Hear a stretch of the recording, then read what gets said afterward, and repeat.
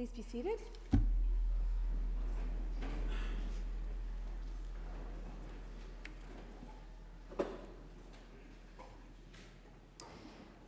I begin by acknowledging the Lekwungen peoples, the Songhees and Esquimalt First Nations, upon whose traditional territories we gather today. As we open the 5th session of the 41st Parliament, we pause to remember the British Columbians we have lost in the past year.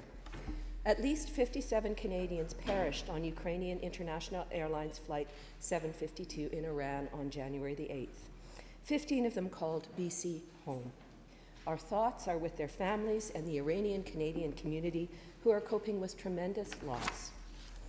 We recognize appointed and elected officials who served British Columbians and this legislature.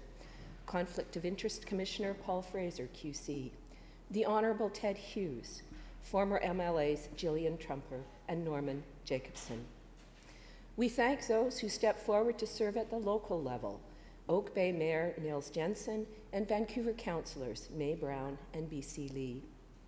We honour the public servants who passed away this year, including Forester Peter Fuglem, BC Parks employee Micah Meesant, BC Mail employee Martin Payne, and conservationist Al Martin.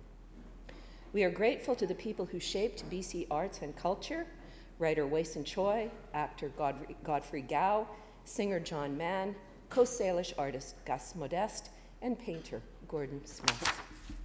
We recognize leaders in sport, soccer player Brandon Bassi, mountain biker Jordan Lunn, and basketball player and Olympian Eli Pasquale.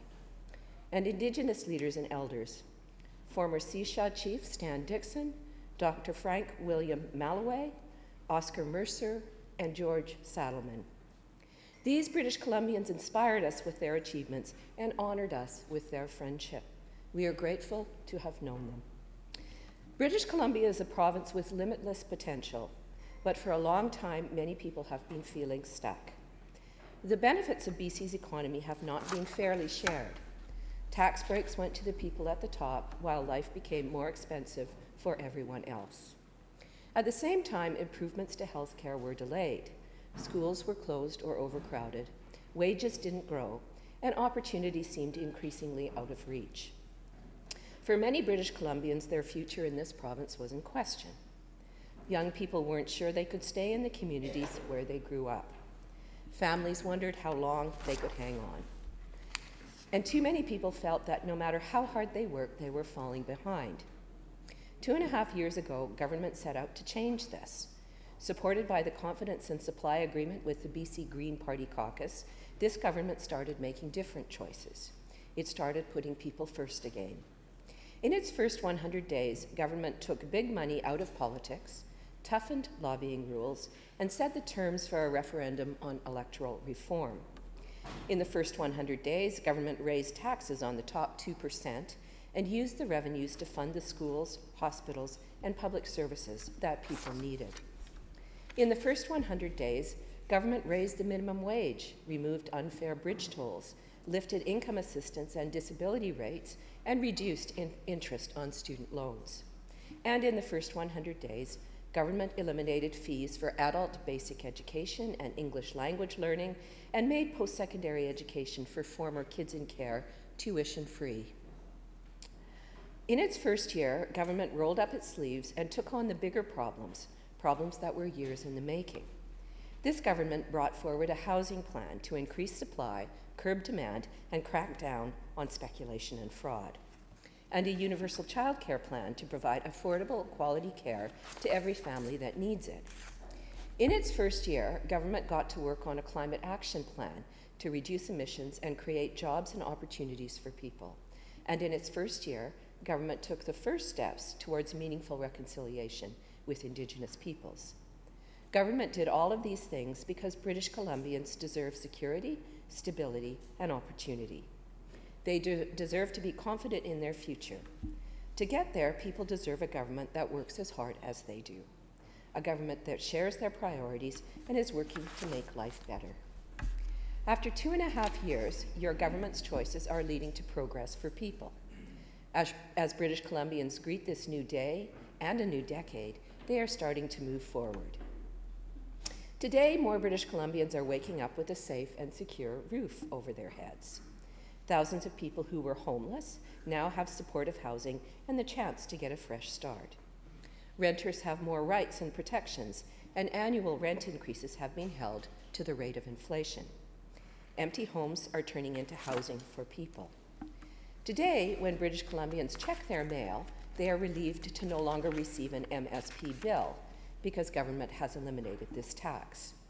Starting in October, they can expect a new piece of mail with a child opportunity benefit for families that need it most. And when they review their bank statements, many families have more money left at the end of the month than they did 3 years ago. As British Columbians open their front doors, they can see progress taking root. New childcare spaces are opening in their neighborhoods.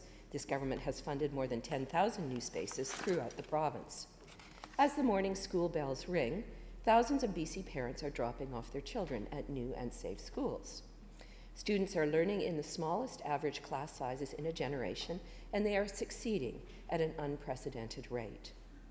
With the support of BC's dedicated and professional teachers and support staff, nearly 90% of BC students are completing secondary school, including almost 70% of Indigenous students, the highest rate in BC history.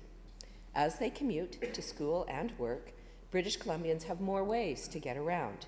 There are more buses, SkyTrain cars, rapid transit, and active transportation options than ever before. More drivers are choosing electric vehicles and taking advantage of government rebates that make clean options more affordable. On their commutes, British Columbians pass by building sites for new and upgraded hospitals. In less than 3 years, this government have moved forward on 13 hospital projects. In these facilities, there are more surgeries and diagnostic tests for waiting patients.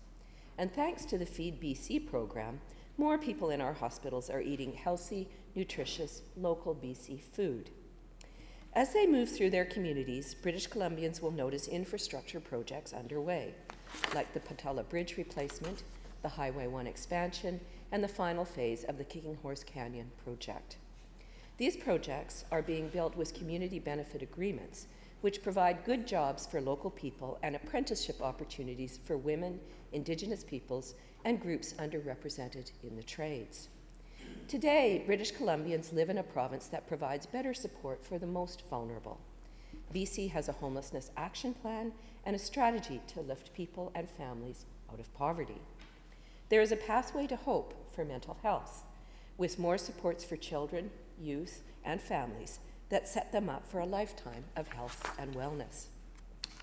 With changes to child welfare rules, government is helping more families stay together. BC has the lowest number of children and youth in care in 30 years, and more youth from care than ever before are getting educational, cost of living, and other supports through agreements with young adults. Today, British Columbians have more opportunities to participate in recreation, sport, arts, and culture. With more funding for the BC Arts Council, artists and creators have more support to inspire others. In the future, people will be able to visit renewed cultural institutions like the Royal BC Museum and the Vancouver Art Gallery, as well as a new Chinese-Canadian museum. Today, British Columbians are more connected to their communities and to each other. Coastal communities have had ferry service restored, and fares have been frozen or reduced. Thousands more families in remote, rural, and Indigenous communities have high-speed internet, creating opportunities for business and economic growth. BC Bus North is giving people a safe, affordable option to get around northern regions of the province. And despite global headwinds, British Columbians are enjoying the benefits of a strong and resilient economy. Wages have gone up, unemployment is the lowest in Canada and has been for 2 years running, and BC leads the country in economic growth. All the while, this government has delivered balanced budgets and maintained BC's AAA credit rating. At home in our communities and throughout our province, people are starting to make progress. They are more able to face the challenges ahead because they know they aren't alone. They have a government that is a partner in their future. It's been 2.5 years, but the hard work has only just begun. Years of rising costs and no relief left many people falling behind. This government has done a lot to help families save money, but costs are still too high, and British Columbians deserve the chance to get ahead. This government is working hard to make everyday life a little easier. Government has been working hard to fix the housing crisis. For too long, speculators treated BC real estate like a stock market, and criminals used it as a place to store dirty money. This government's speculation and vacancy tax is turning empty homes into housing. And a public inquiry into money laundering will make sure BC's economy is working for people, not organized crime. This government is building housing for people of all incomes, from people experiencing homelessness to middle-income families.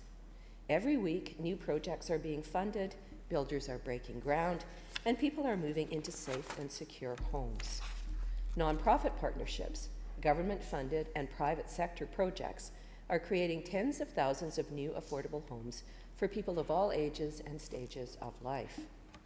All told, this government's plan will see 114,000 new homes built over 10 years. As this work continues, government is taking additional steps to make sure every British Columbian has a safe, affordable home. This government is working with municipalities to speed up approvals and encourage them to make full use of rental zoning.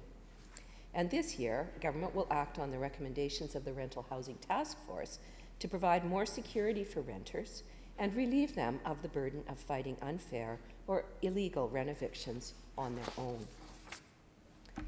While housing is every family's first affordability challenge, car insurance is a close second. BC drivers are simply paying too much. Premiums soared after years of mismanagement and neglect and saw hundreds of millions taken out of ICBC. By 2017, the corporation was nearly insolvent and racking up billion-dollar deficits. Last year, this government introduced major reforms to get ICBC out of the red. These first steps have been effective. The corporation is on a more stable fiscal footing, and there will be no increase to basic rates this year. But insurance rates are still far too expensive, and that is why this government is transforming ICBC. It's taking costly legal fees out of the system and giving people enhanced coverage for medical care. Next year, when drivers renew, they can expect insurance rates to go down by an average of 20%. Lower rates, the care you need, and more fairness and accountability. That's what a better ICBC is all about. This government is taking steps to stop big companies from gouging consumers. Legislation passed last year will give BC drivers more information about how companies set gasoline prices. This spring, new rules for live event ticket sales will come into force, stopping ticket bots in their tracks and making costs more transparent. And later this month, BC government representatives will travel to Ottawa to fight for more affordable cell phone plan options and transparency in billing. A life that's more affordable is one where people earn a fair wage. In June 2020, BC's minimum wage will go up to $14.60 an hour. By 2021, it will reach $15.20 an hour, fulfilling this government's commitment to BC's lowest paid workers. This year, government will once again lift earnings exemptions for people on disability and income assistance, allowing people to earn more money and supporting them in re-entering the workforce. Last year, this government passed legislation giving workers fleeing domestic violence up to 10 days of unpaid job protection leave. This year, BC is taking the next step and providing these workers with paid leave for up to 5 days. And this spring, government will take steps to provide more support to workers who have suffered job-related sickness or injury. 2 years ago, this government put BC on the path to universal childcare. Tens of thousands of families are already feeling the benefits. Fee reductions and the affordable childcare benefit have put more money back in families' pockets. And parents are bringing their skills back into the workforce, benefiting local business and the economy. There is more work to do to help British Columbians find the quality childcare they can afford. Government continues to train more early childcare educators to make sure BC has the professional, caring, and skilled childcare workers it needs. Those early childhood educators are now earning higher wages with an additional $1 per hour increase coming April 1st for those working in licensed care. As work on universal childcare continues, this government will work to increase the number of spaces for school-aged children and partner with school districts to create more before and after school care. Years of minimal increases to public services left communities frustrated and people without the supports they need. Those years represent a lost opportunity for people, businesses, and economic growth. This government is working hard to restore public services and make opportunities available to everyone. This government is speeding up investments in quality public education. Since July 2017, this government has funded more than 80 school capital projects, each one representing a newer, better, or safer school for BC students. In the coming year, British Columbians will see even more seismic upgrades, school replacements, and land purchases for future schools. Instead of falling behind, school districts are now looking ahead and planning for new schools in growing communities. Inside these new schools, students have more learning support with 4,200 new teachers, almost 2,000 new education assistants, 700 new special education teachers, and nearly 200 teacher psychologists and counselors. Their professional, skilled, and caring support is crucial to student success. Teachers, parents, and school trustees have long advocated for better supports for BC students that need it most. This year, for the first time, children and youth in care will be recognized with a new funding supplement, and government will expand priority funding to children with mental health challenges and children from low-income families. This means that schools can provide more supports like trauma counseling, school breakfast or lunch programs, tutoring, and mentoring. And government will continue to provide dedicated funding supports for Indigenous learners. When people have the opportunity to learn a new skill or trade, it benefits them, their families, and our province as a whole. More than 1,100 former youth in care are getting post-secondary education tuition-free, and more than 20,000 people have upgraded their skills in tuition-free adult basic education and English language learning. Hundreds of new training spaces in computer science, technology, engineering, and the skilled trades are helping people hone their skills and find a job that fits. And more funding for employment programs, co-ops, and work-integrated learning opportunities are helping young people get a better start. This government's work to open the doors of opportunity to students and people continuing their learning isn't done. Budget 2019 eliminated interest on all BC student loans, and Budget 2020 will help people starting post-secondary skills training and certificate programs. This government is making big investments in public health care, and with it, the health of every British Columbian.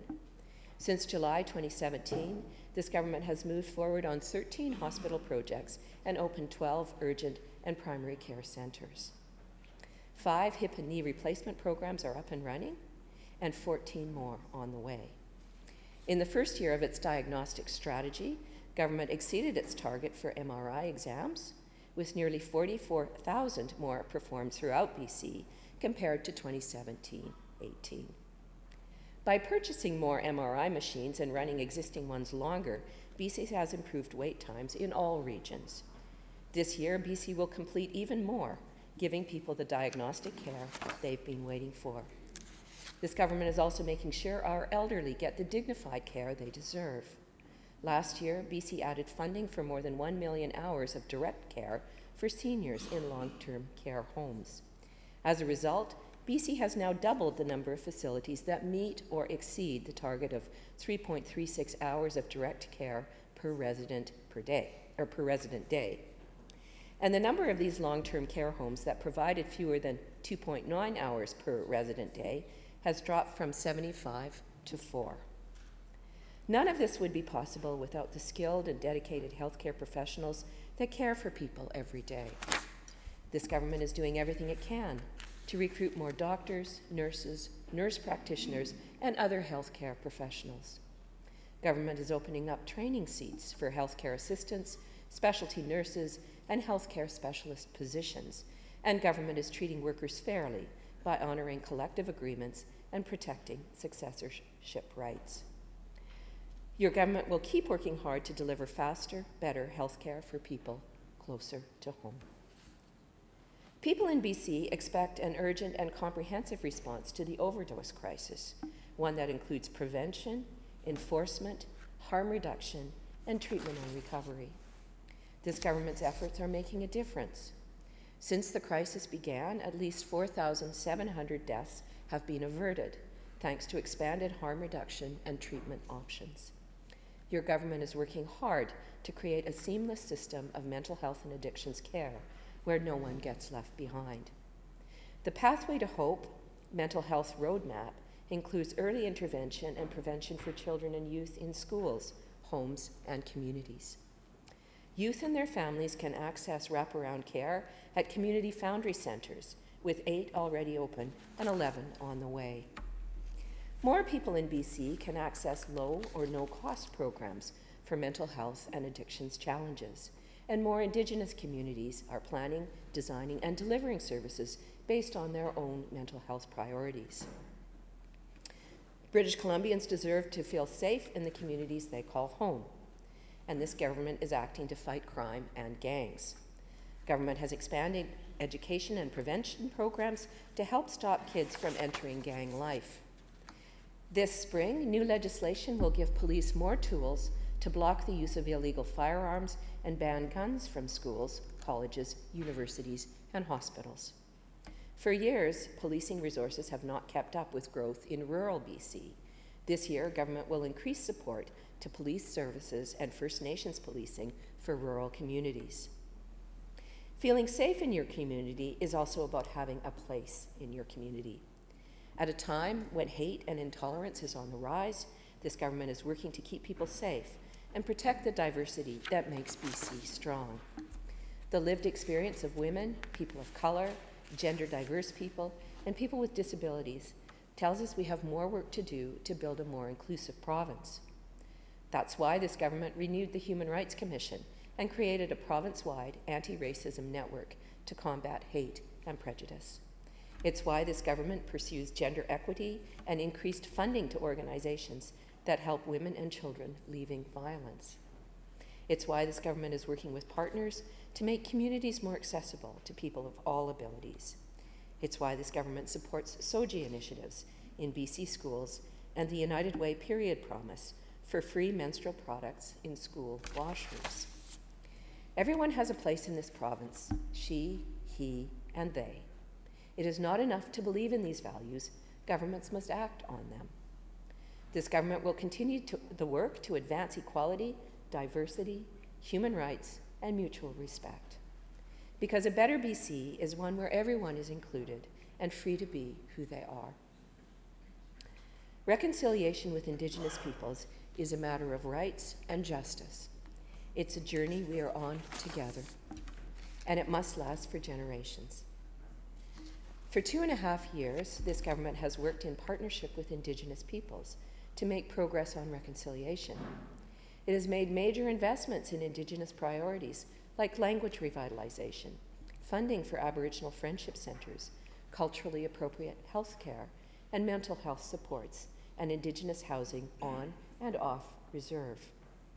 Last year, BC transferred the first 2 years of funding as part of a commitment that will see $3 billion in provincial gaming revenues shared with First Nations over 25 years.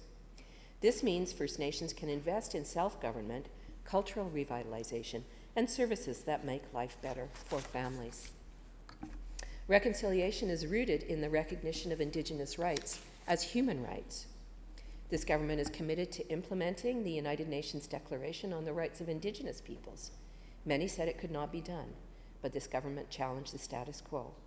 It partnered with the First Nations Leadership Council to write a new law, and BC made history when this legislature unanimously endorsed the Declaration on the Rights of Indigenous Peoples Act. It was a proud moment in this province's history. But the work has only just begun. The next step is an action plan which government will deliver in collaboration with Indigenous peoples. A strong economy cannot be built on a foundation of rampant real estate speculation. It cannot be won in a race to the bottom with minimum standards and fewer workplace protections. And it cannot be gained through windfall profits earned on the backs of low-wage workers. Instead, a strong economy comes from good-paying jobs that raise family incomes and everyone's standard of living. It is built with quality public services as a cornerstone, services that help BC grow, attract, and keep its skilled workforce. A strong economy is rooted in competitiveness, a necessary ingredient for success in today's global marketplace. And it is in harmony with government's commitment to fight climate change and achieve meaningful reconciliation with Indigenous peoples. These are the values that guide this government's actions to build a sustainable economy that puts people first. The challenges we face, from worsening weather to global economic headwinds, make this work more urgent than ever. As this government charts a new course to a low-carbon economy powered by Clean BC, British Columbians can rest assured not only that we will weather these storms, we will create the conditions for people and industry to thrive. Clean BC is a critical part of this government's strategy to grow a sustainable economy with good jobs and opportunities for people. It's been 1 year since Clean BC was launched, and British Columbians are starting to see that the way to a cleaner, better future is by innovating and working together. People have cleaner options for getting around, heating our homes, and fueling industry. And more communities are investing in clean energy and green building projects. BC's world-leading clean tech and renewable energy industries will help our province reduce emissions and protect our clean air, water, and land. Thanks to the Confidence in Supply Agreement, BC's first Innovation Commissioner has helped advance tech and innovation by building relationships and helping companies access talent and capital. And the Emerging Economy Task Force will help BC stay at the forefront of emerging economic developments and address the challenges of opportunities ahead. Your government is looking at ways to build on the successes of both of these initiatives. As Clean BC enters its second year, government will bring people together to fight pollution, reduce emissions, and build a sustainable, innovative, and prosperous economy. This year, government will release a plastics action plan to reduce plastic pollution and keep it out of BC's landfills and waterways. Also this year, a climate adaptation strategy will make sure BC communities are ready for changes in weather and other climate impacts. This government will work with business to promote BC industries as competitive suppliers of low-carbon products. By positioning BC as a supplier of choice, this government will grow markets for BC products while reducing global emissions. In export markets where global players have not adopted carbon pricing, BC's energy-intensive industries need to stay competitive.